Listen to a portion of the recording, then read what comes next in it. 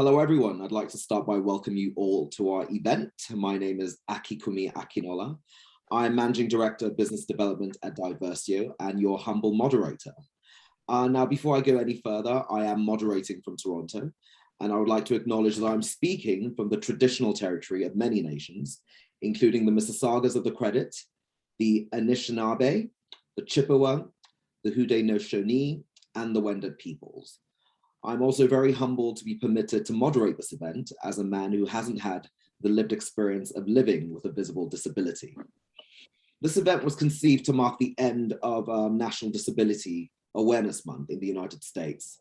And I'm proud to say that we have been able to pull together a panel of truly remarkable speakers who, through their lived experience, professional dedication, and commitment to a social purpose, have become thought leaders, advocates, and authorities on the subject in their own right.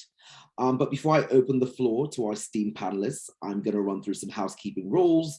We invite our delegates to drop their questions in the chat box throughout the course of the conversation. Questions will be selected and shared with the panelists in the Q&A segment before we actually conclude our event.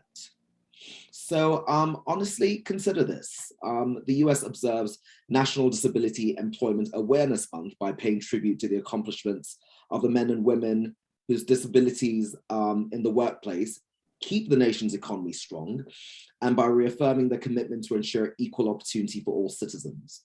But how conducive is the ecosystem to true inclusion for people with disabilities? Does the pandemic-induced work from home / remote culture present an opportunity for inclusion where people with disability and mobility challenges are concerned? And of course, what is the future of work for the approximately 1 billion people on the planet who identify as having a disability? What should public and private sector employers be doing to undo a legacy of exclusionary structures and practices where employees with disabilities are concerned? We hope to unpack these and so much more in the course of our conversation. And so with us today are Samantha Renke, actress, presenter, and disability consultant; David Kearon, who is the Director, Adult Services at Autism Speaks; and John Ruffolo, who is the founder and managing partner at Maverix Private Equity, founder Oma's Ventures, and co-founder of the Council of Canadian Innovators. Now, John, there is no introduction I can give that would do justice to your story. And I'd love for you to tell us who you are and why you chose to lend your voice to this dais. Sure. Well, thank you very much. It's a pleasure to be here. I joined the ranks about a year or so ago. I am a longtime investor, and I would say, from my perspective, it's one of, frankly, ignorance of understanding the challenges of folks with a disability. And having recently joined, really from my perspective, I'm an investor that tries to make innovation happen from an entrepreneurial perspective. And I have found out how difficult we've made the situation for folks that might have disabilities to add economic value to the economy. And frankly, I don't see it as an opportunity just because we're staying home. The real problem is not about the staying home. The real problem, as I've discovered, and I haven't changed pretty much my entire life, is how to go to work, how to have social interactions, etc. And what I've learned is what I thought accessibility was is not what accessibility should really be. So one of the things that I would love to do, I've always had a big mouth or in a loud voice. Well, I will use it because frankly, for too long, folks that have been disabled for many years, I see haven't had the opportunity for a loud voice, or at least people aren't listening. So I want them to be seen and to be heard. Thank you so much, John. And, that really brings me to my next question, because, I'm very curious, with the lived experience, what accessibility means to you, whether it's navigating a computer screen or negotiating an elevator in a building. How do you, as a person with a diverse ability, qualify a space or structure as truly accessible? Well, so my disability, so for those of you who were not aware, a year or so ago, I'm an avid cyclist, and I was run over from behind by a tractor trailer that pretty much left me for dead, with complete devastation to my body. Luckily, not only surviving it, I was told that I would never walk again. And right now, I'm still currently in intensive physio, but I've also launched a large private equity firm at the exact same time. And I have a growing team that I need to be with and want to be with. And one of the first things that I've looked at is when I go into the office. And what was interesting for me is, and I used to be part of an organization that had significant real estate assets, and you take for granted what accessibility means. I just wish somebody actually did that in a wheelchair and actually really understood what accessibility means. So maybe the doors, there's not only one set of doors in a massive building that operates. Maybe the elevator bank, which is hidden typically in a corner so no one sees, is not the furthest spot away from the people who need it most. Maybe the elevator buttons are not so high or so difficult to reach, or the doors close very, very quickly. As you quickly start to realize, the world is not made for folks that have disabilities, and that's absolutely fine. But don't say that the places are accessible. I had the same experience in terms of restaurant, where couldn't even wheelchair through, yet it was a accessible restaurant, or it had no ability to get up into the restaurant because it was stairs, yet it was accessible. How is it that these folks are defining themselves as accessible?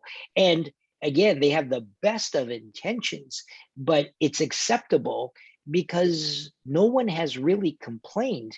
And in every single venue, social work, etc., that I'm currently involved with, they get a very loud complaint from me, and I ask them to fix it, and it's not for me, because I'm able to get around the stuff. But how about all of the other folks that have made a decision not to leave their home because of these limitations? And again, my limitation is only my legs. How about the folks that have limitations to their limbs or to the rest of their bodies that don't have the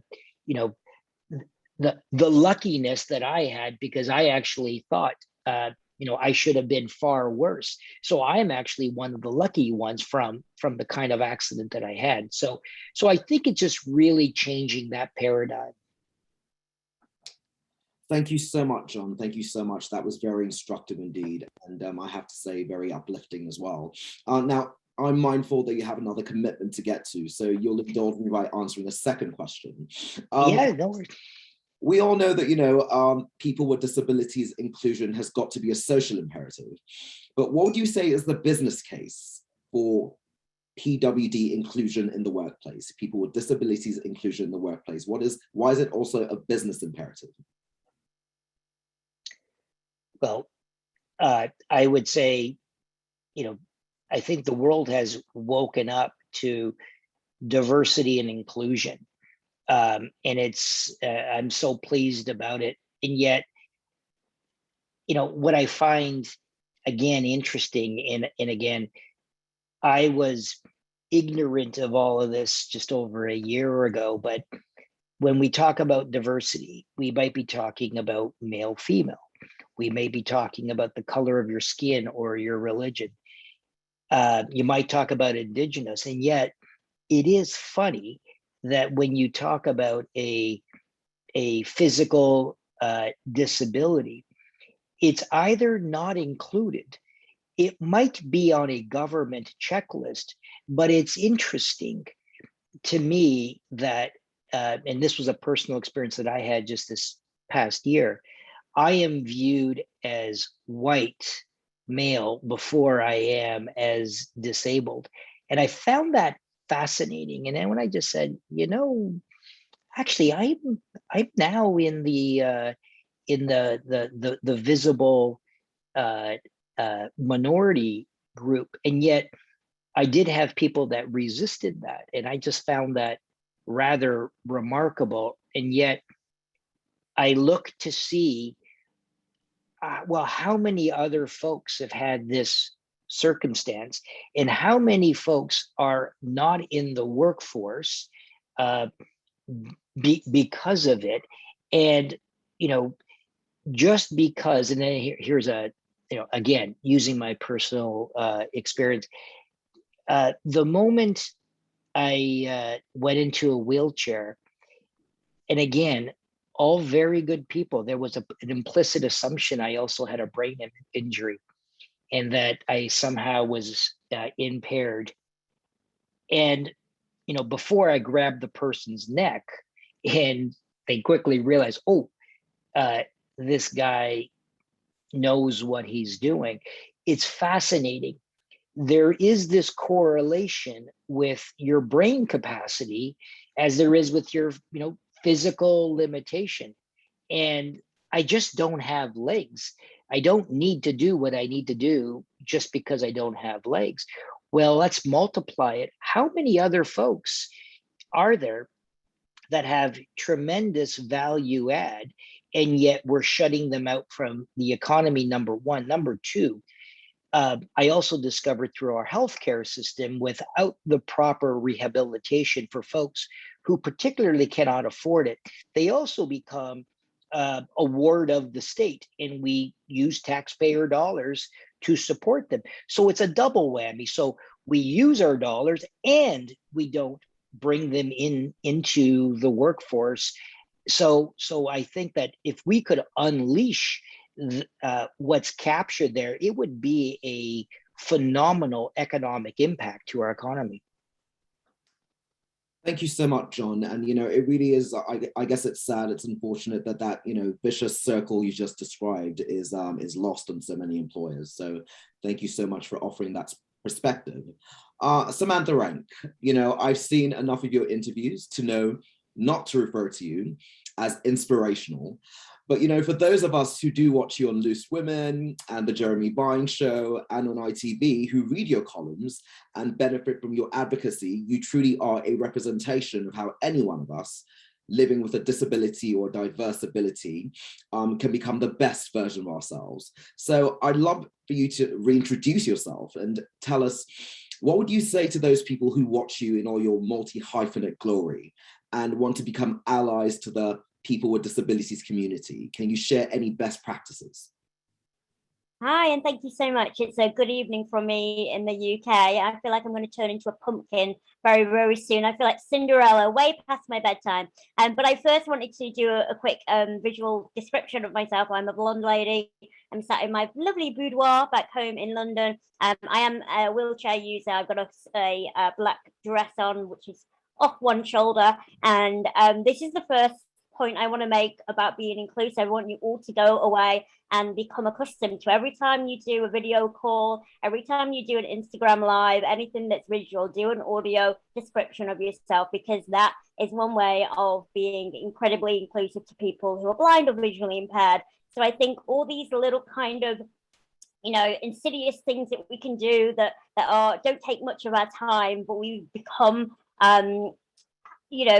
second nature in doing so, can mean such a great benefit to the disability community. And it was super interesting listening to John, because we have got very, very different experiences, lived experiences. I was born with a condition. I have a condition called osteogenesis imperfecta, more commonly known as brittle bone condition, which means I don't have collagen in my bones and I break my bones very easily. I've had around 200 broken bones in my life. And some of the points John was making, you know, talking about infantilization, you know, kind of people dismiss you, think that you are less intelligent, and they use very much medical model language, as we call it. So can't, won't, shan't, couldn't, wouldn't.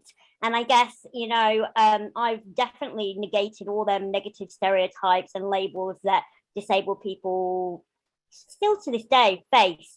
And that is, you know, how I have become, I suppose, the powerhouse and the trailblazer in my own right. It's all relative terms, isn't it, really? But I think, you know, going against that label and having this innate confidence has proven me well. I mean, you know, John said that, you know, perhaps like he seems extremely feisty. I think I'm extremely feisty, and I've definitely, you know, changed my career because I was an actress and I was, you know, facing a lot of discrimination within the acting world. You know, I won awards and it was all going very well, and I was like, oh my God, 10 years down the line, I'll be getting an Oscar. And then the kind of, you know, that's just wasn't really happening. In fact, I wasn't even getting, you know, asked to interviews, and I kind of took a step back and I thought, what's happening here? And the problem is, you know, I was facing something called systemic ableism, and I was being discriminated against purely because I had a disability. And I thought, right, well, I need to live, I need to earn money, and I really want to keep on acting. And how am I going to do that? And how I did that was become an activist. And, you know, fast forward 10 years and kind of the activism and this campaigning and, you know, sharing my lived experience and sending the message out to non-disabled people, basically saying that disability isn't a tragedy. You know, disability doesn't mean that you can't or you won't or you shouldn't, and it isn't an inherently bad thing. And we are led to believe that disability is a bad thing. And I would say that I'm a proud disabled woman. I use identity first language. It's very well used in the UK. I know that our kind of relatives across the pond often use person first identity, but I always use identity first language because I want people to say the word disabled. I want you to feel the pride that I feel in my disability identity, but I also want you to identify that I you know, face barriers. If you get rid of the word disabled, like if you got rid of the word black, as if you say, oh, I don't see you as a black man, or if someone says to me, I don't see you as a disabled woman, it's like, hello, are we not on the same page here? But I want you to see this, because you not saying the word disabled is because you feel uncomfortable and you see it as a bad thing.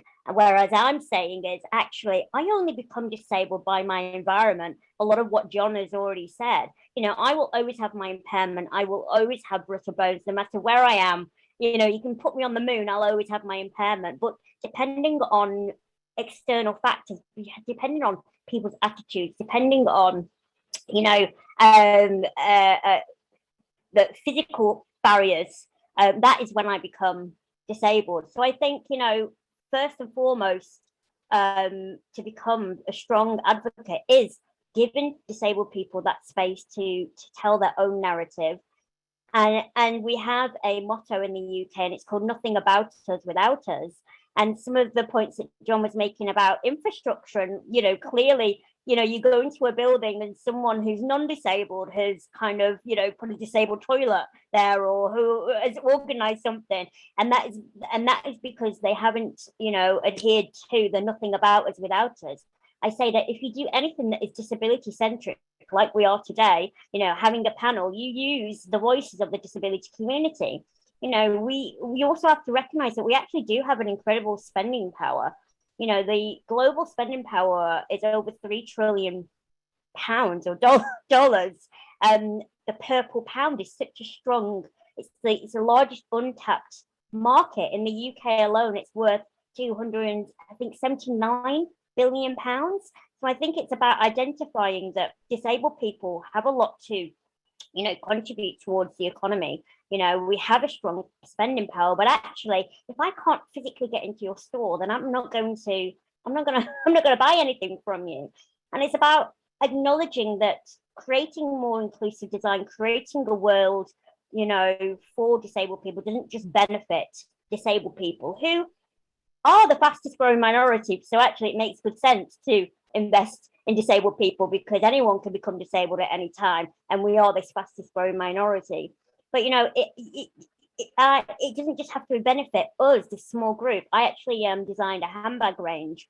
So the handbag clips onto any mobility aid. I made a few tweaks to the handbag to ensure that the whole disabled community can benefit from it. But you would never know looking at it. It's just a handbag. And I get a lot of messages from non-disabled people who have bought it, and they go, "Oh my goodness, do you know that little thing that you did to it?" So, for example, inside, instead of having a black interior so you can't see your keys, maybe you're coming home a little bit drunk at night, or you're fishing around in your handbag. I made it bright blue or a bright color, so someone who's visually impaired can actually see that. And everyone's like, "That's such a great idea.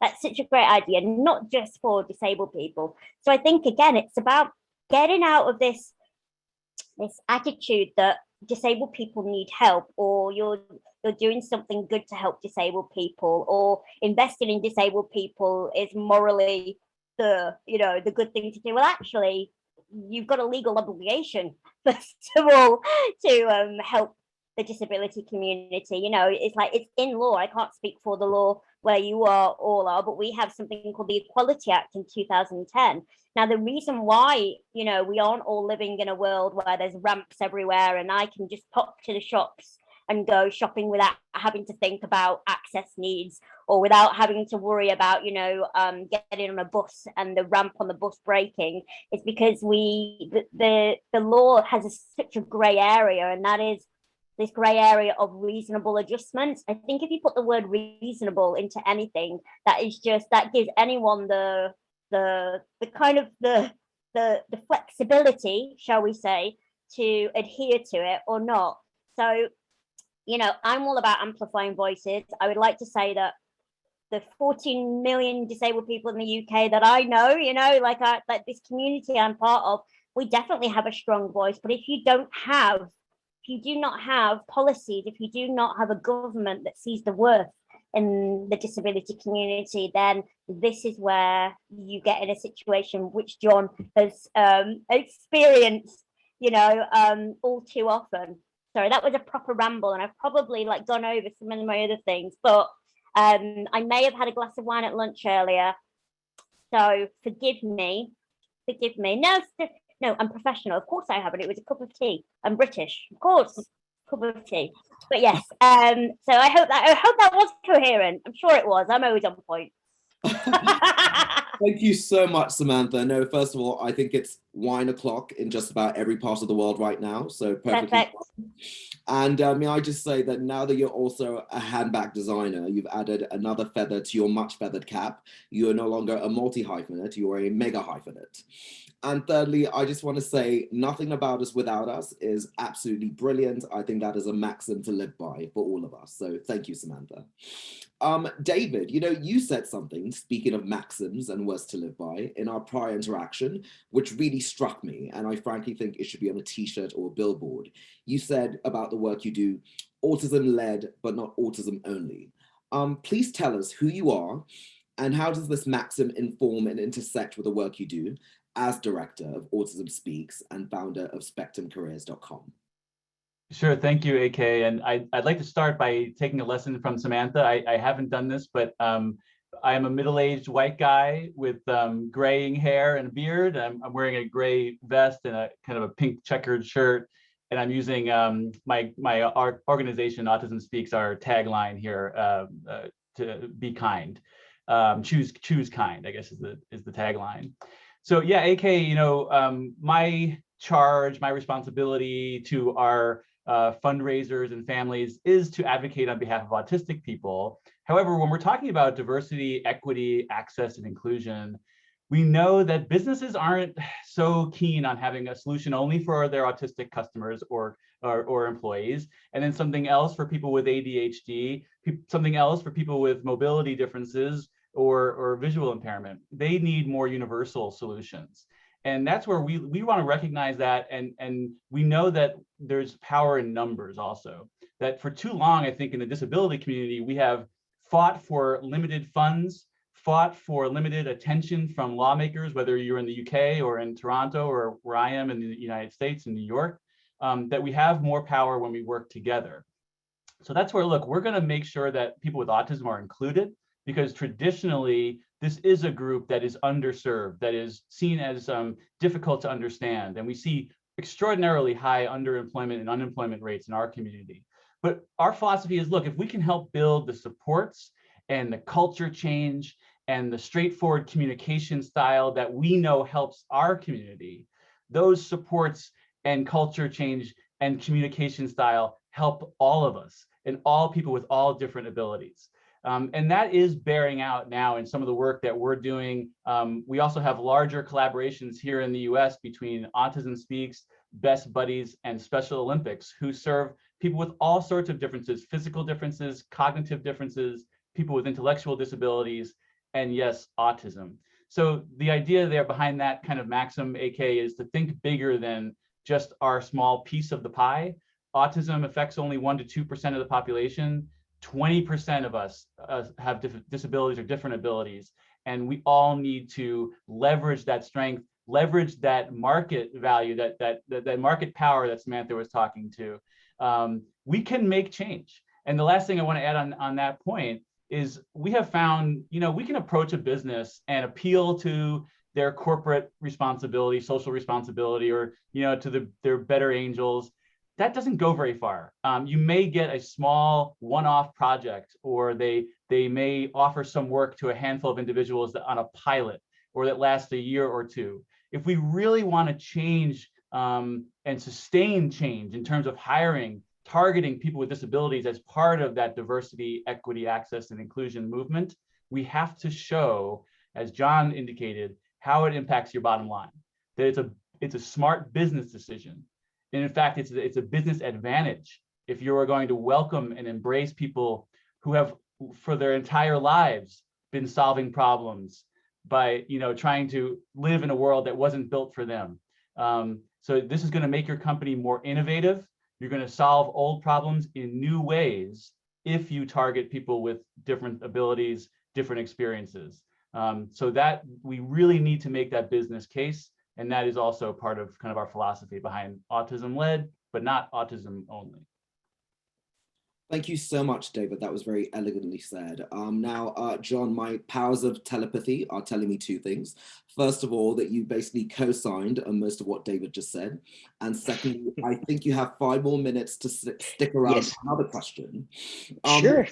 What do you think the risks are of not integrating and addressing D&I into business operations and practices? Because, you spoke very eloquently and very instructively on, just the vicious circle that occurs and the fact that it really is a double whammy. But, in the everyday workings of the corporate structure, what happens when we do not have policy, programming, and practices that are specifically designed to drive PWD inclusion?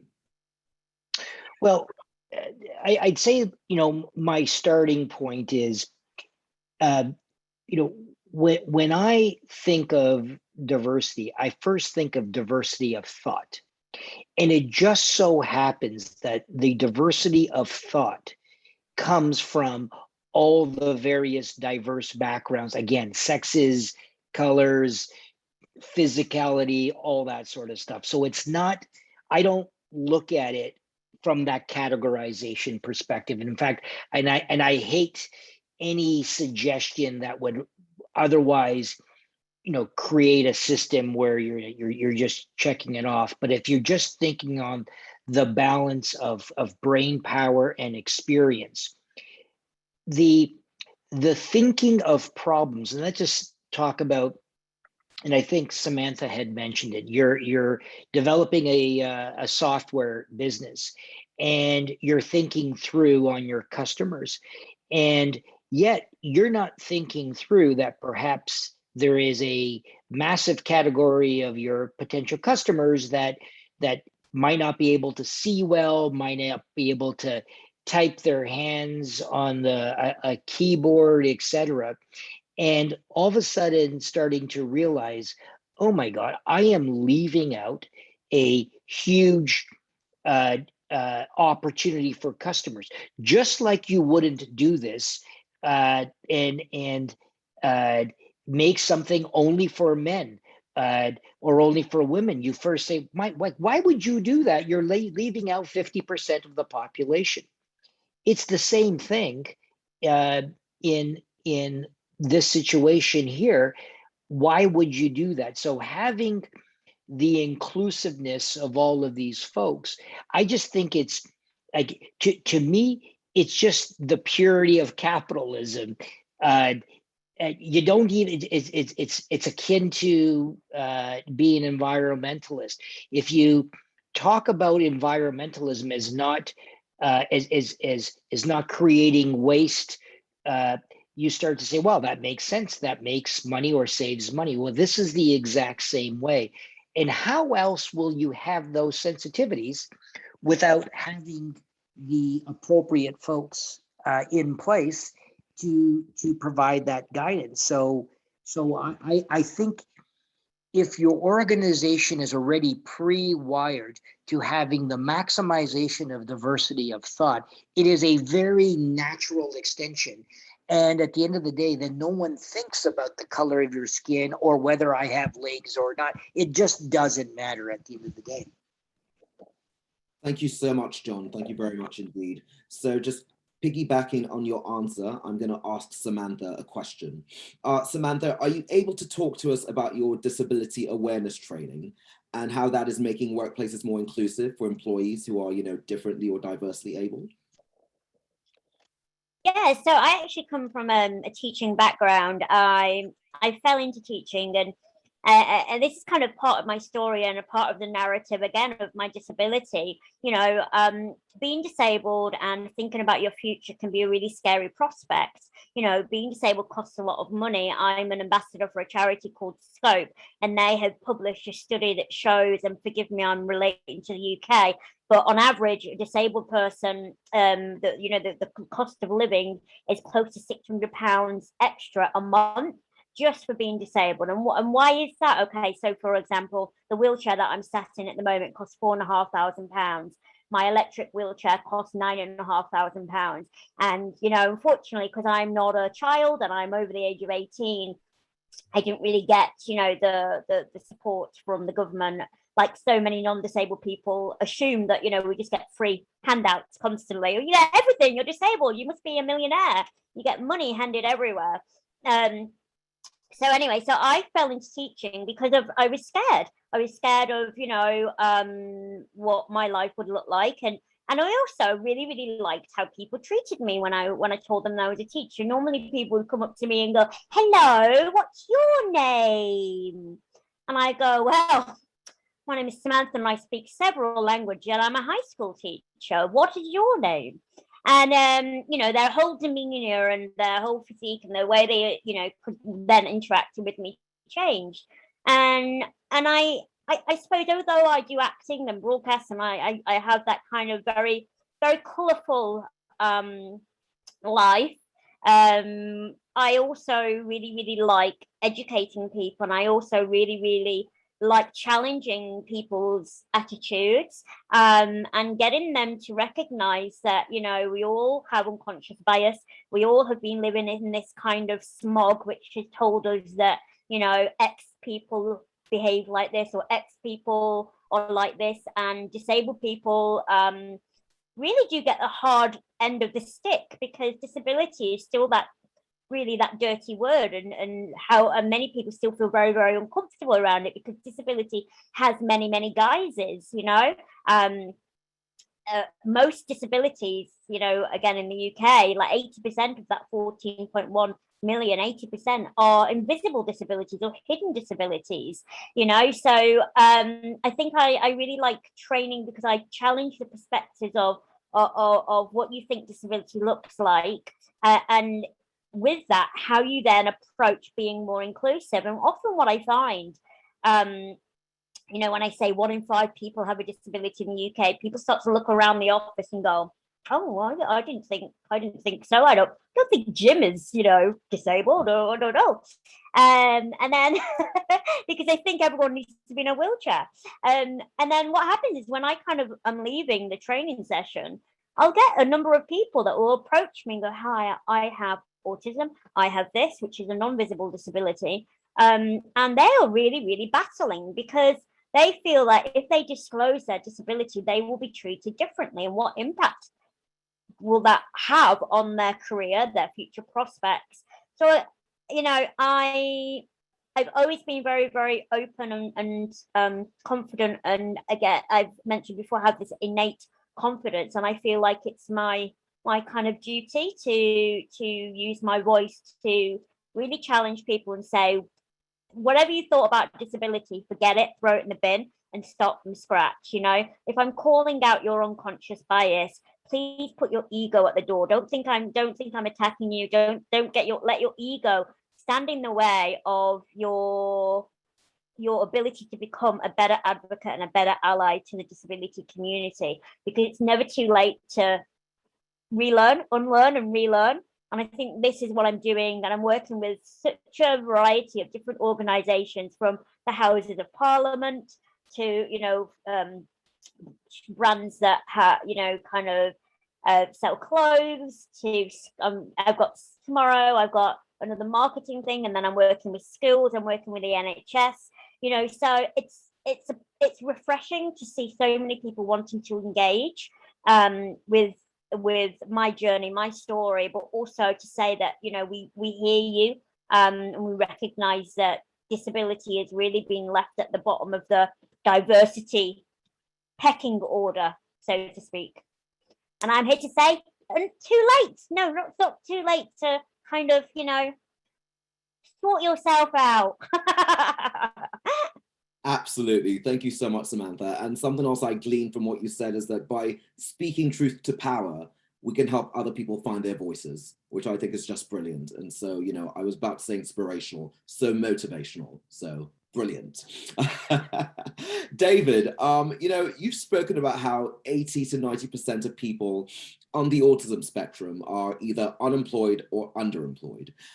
Talk to us about how employers and recruiters, what can they do to allow people on the spectrum showcase their abilities through visual aids and technology, for instance?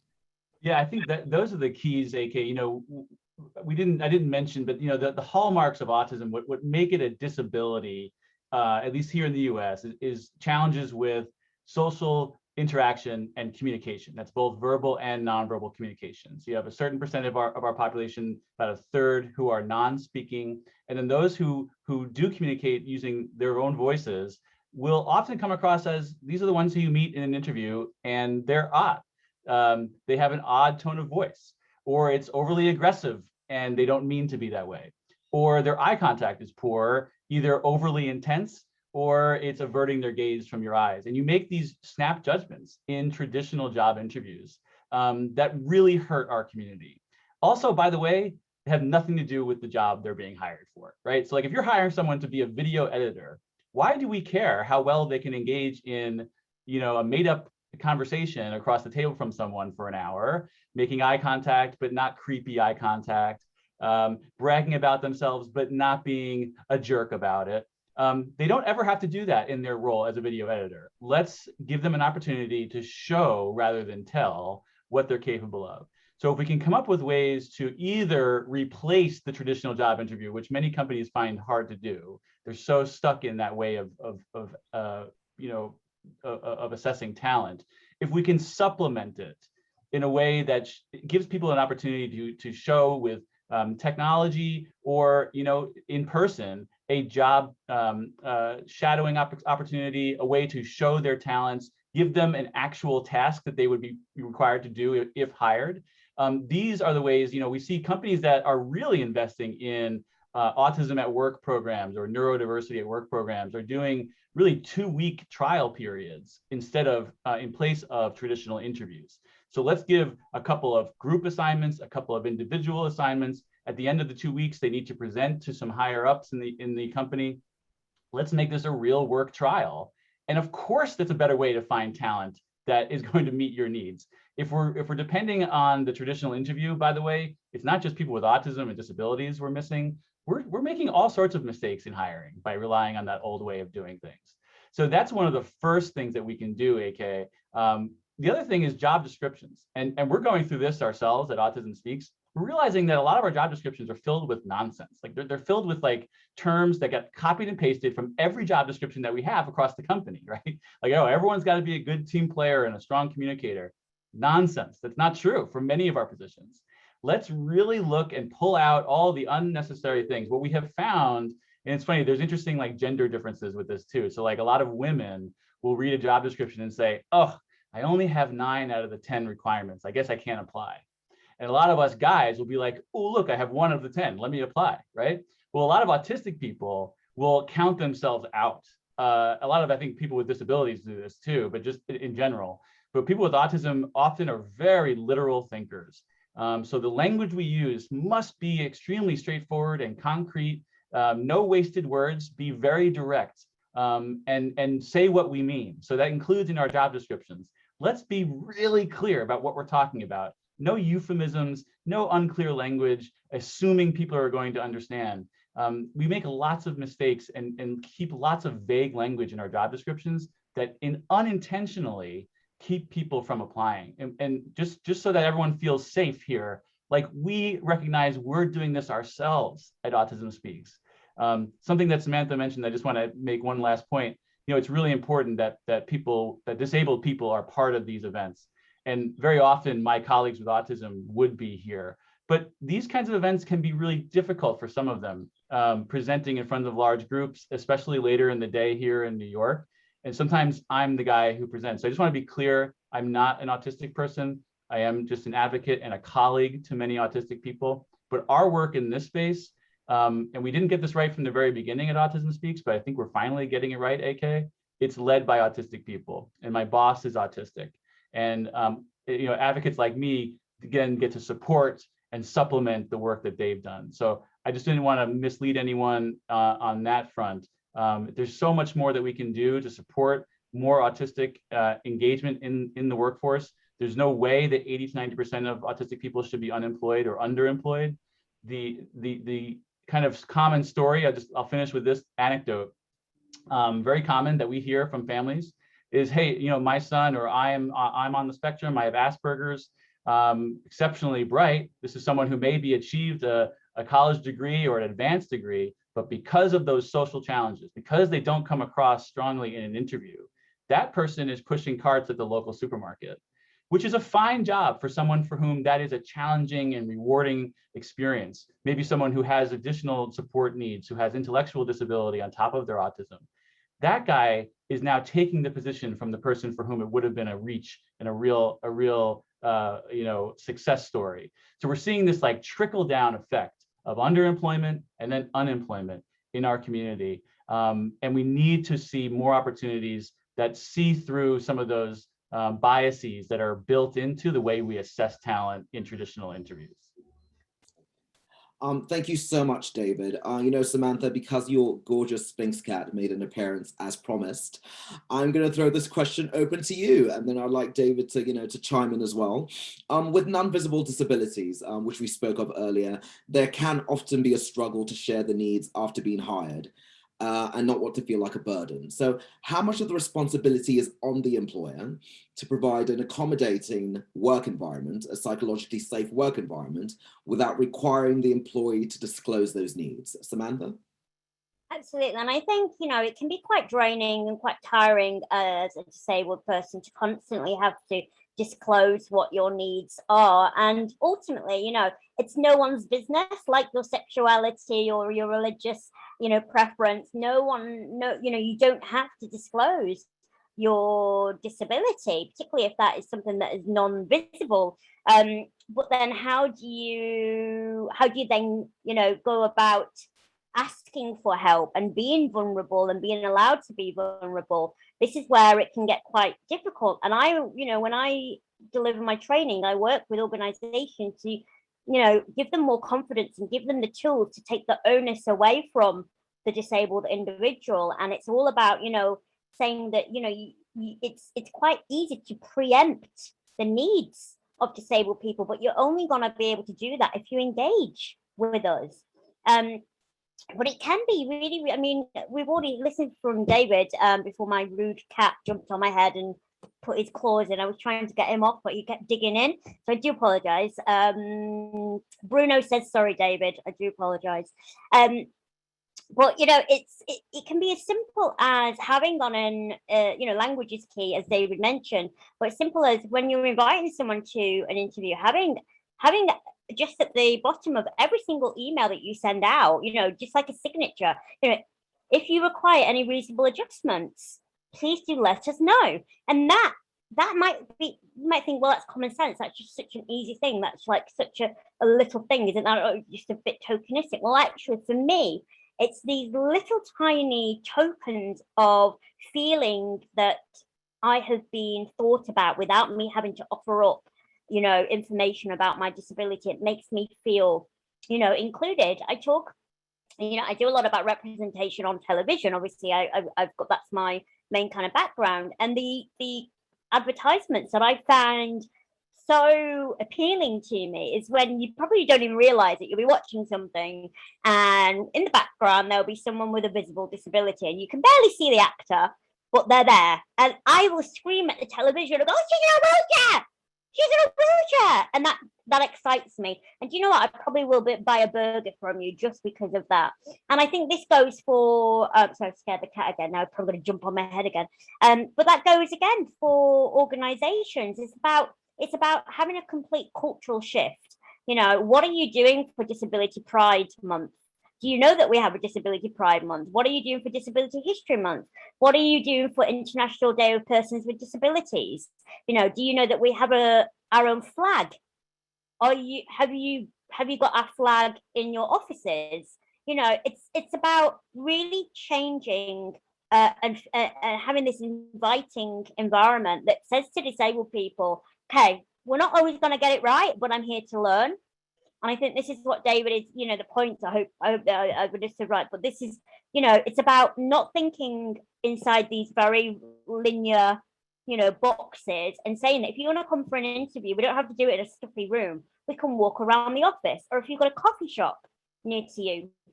I did a little bit of filming during the pandemic, obviously not as much as I hoped, but because of the restrictions, it was only, you could only go to a studio like on your own. But I normally have a PA, a personal assistant, someone that comes and helps me, because as we know, the world is very disabling, and you'll call ahead and you go, hey, is the studio accessible? They go, yeah, just one step to get him, but we're totally accessible. And it's like, I'm a wheelchair user, so do you want me to fly, or what's going on here? So I always like to take someone with me. Just it takes the pressure off all of that. I don't need to think about that when I'm about to do live television. And I remember getting the invite the day before from the producers saying, hi, we'll welcome you into the studio tomorrow, but because of COVID regulations, there can only be you in the green room, one person. And obviously I knew that if I could call them up and go, hi, but I'll be bringing my caregiver with me, and there would be no issue. But like David said, not everybody has that confidence or has had that positive experience to categorically say or feel comfortable, go, okay, I can just have a word with them and everything will be fine. A lot of people will go, oh my God, I can't go, because that means I can't bring my caregiver. And if I can't bring my caregiver, then X, Y, and Z. So it's it is a two-way street, but what I'm saying is disabled people have far too long have to constantly, offer up this information. Now it's about organizations to say, we are taking a little bit of responsibility, and you can only do that by events like this.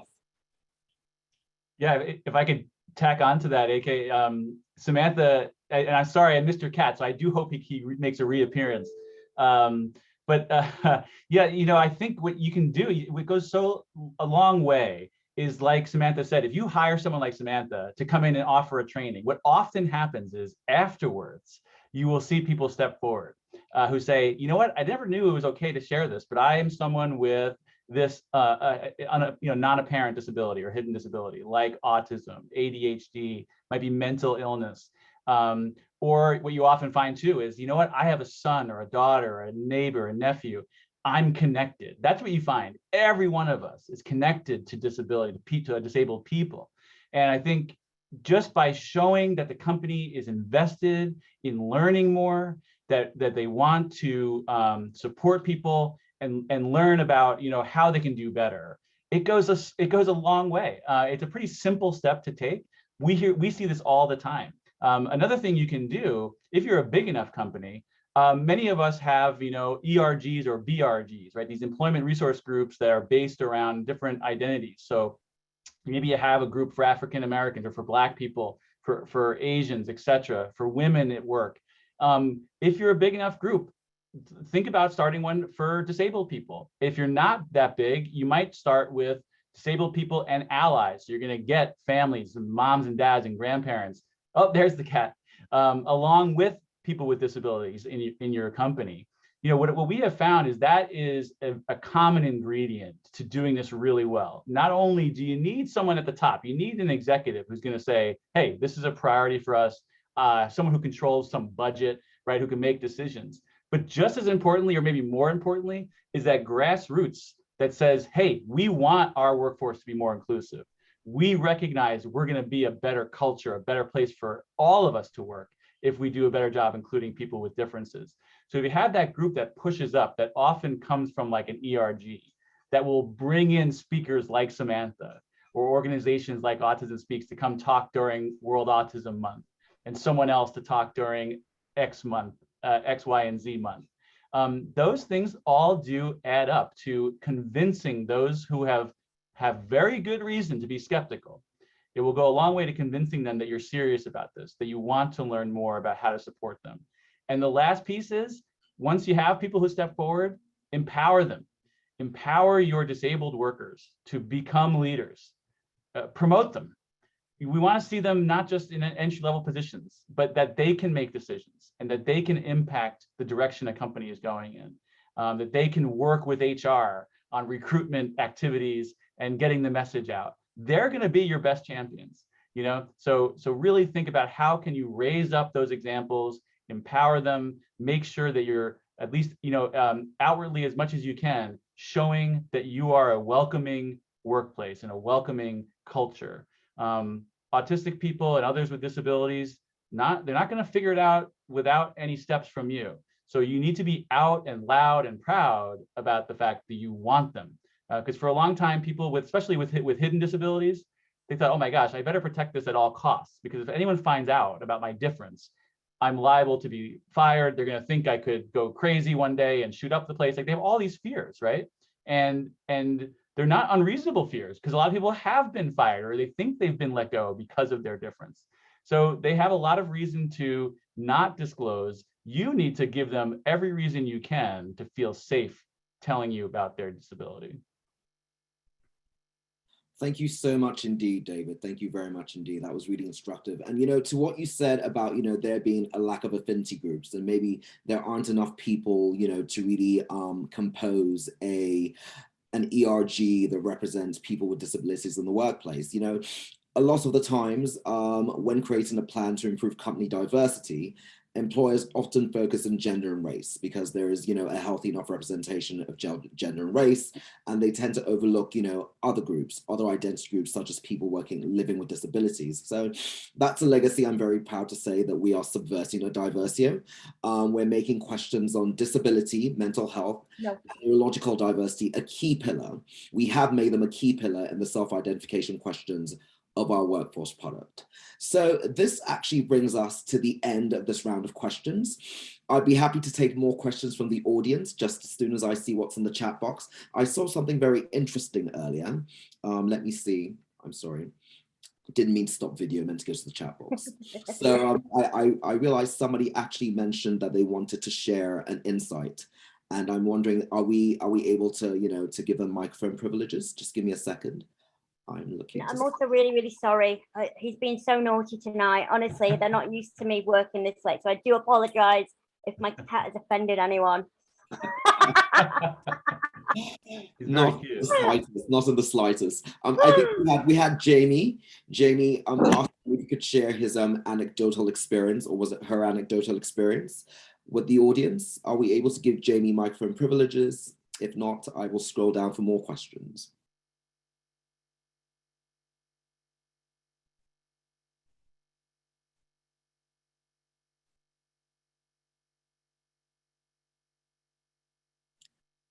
Okay, well, I'm not sure we can offer microphone privileges to Jamie, but we're very happy for you to drop whatever insights and perspectives you'd like to drop into our chat box or to email them to us at one of our Diversio channels. So, well, as much as I would like to extend our time with these phenomenal panelists, the clock is saying it's time to stop. We have 3 minutes to the stop of the clock. I really must thank all of our panelists, John, Samantha, David, for sharing their knowledge, their insights and perspectives, and of course, their wonderful wit and wisdom. I personally learned so much from all of you. Diversity will be making informational resources and this recording available to those of you who have provided your email addresses and expressed interest.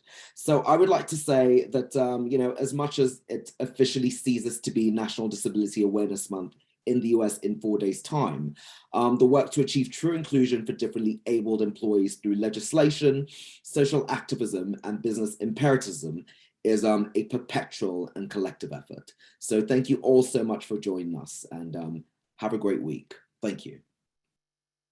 Thanks so much. Thank you. So absolute pleasure. Take care. Bye, everyone. Nice to meet you.